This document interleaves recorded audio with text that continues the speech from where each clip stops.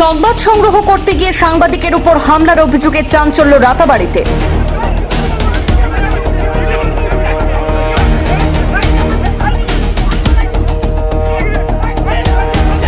সংবাদ সংগ্রহ করতে গিয়ে হামলার শিকার হয়েছেন রাতাবাড়ি এলাকার কর্মরত সাংবাদিক তথা রামকৃষ্ণনগর সার্কেল প্রেস ক্লাবের সদস্য মুস্তফা আলম। সাংবাদিককে মারধর করা, মোবাইল ফোন এবং ভিডিও রেকর্ডিং স্টিক ছিনিয়ে নেওয়ার অভিযোগে থানায় মামলা দায়ের। এই ঘটনার তীব্র নিন্দা জানিয়ে দ্রুত তদন্ত এবং ব্যবস্থা গ্রহণের দাবি জানিয়েছে রামকৃষ্ণনগর সার্কেল প্রেস ক্লাব।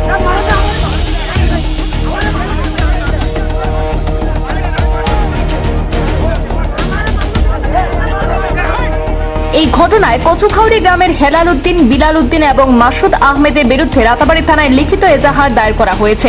অভিযোগে জানা যায়, একটি ভূমি সংক্রান্ত মামলায় আদালতের নির্দেশে বিচার বিভাগীয় কমিশনের তদন্ত চলছিল।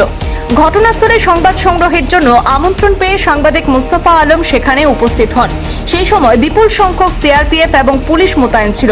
কমিশনের নির্দেশ অনুযায়ী উভয় পক্ষের কয়েকজন প্রতিনিধি ছাড়া অন্য কাউকে ঘটনাস্থলে প্রবেশ করতে দেওয়া হচ্ছিল না। অভিযোগ অনুযায়ী তিনি ঘটনাস্থলের বাইরে পূর্ত সড়কের পাশে নিজের মোটরসাইকেলে বসে পরিস্থিতি পর্যবেক্ষণ করছিলেন। আর ঠিক সেই সময় অভিযুক্ত 3 ব্যক্তি তার উপর অতর্কিত হামলা চালান। মোবাইলে ভিডিও ধারণের অজুহাতে তাকে বেধড়ক মারধর করা হয় এবং তার মোবাইল ফোন ও ভিডিও রেকর্ডিং স্টিক ছিনিয়ে নেওয়া হয় বলেও অভিযোগ ওঠে। প্রত্যক্ষদর্শীদের দাবি, সাংবাদিকের উপর হামলার ঘটনা দেখে স্থানীয় মানুষ প্রতিবাদে এগিয়ে এলে অভিযুক্তরা ঘটনাস্থল থেকে পালিয়ে যায়। পরে আহত সাংবাদিক রাতাবাড়ি থানায় লিখিত অভিযোগ দায়ের করেন। পুলিশ ঘটনার তদন্ত শুরু করেছে বলে জানা গেছে। এদিকে এই ঘটনার তীব্র নিন্দা জানিয়েছে রামকৃষ্ণনগর সার্কেল প্রেস ক্লাব।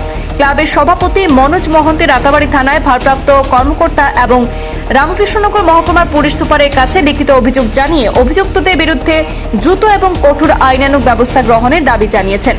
তিনি বলেন, কোনো সংবাদের বিষয়ে আপত্তি থাকলে তার আইনি পথ রয়েছে, কিন্তু সংবাদ সংগ্রহে বাধা দেওয়া বা সাংবাদিকদের উপর হামলার অভিযোগ অত্যন্ত উদ্বেগজনক এবং গণমাধ্যমের স্বাধীনতার জন্য তা চিন্তার বিষয়।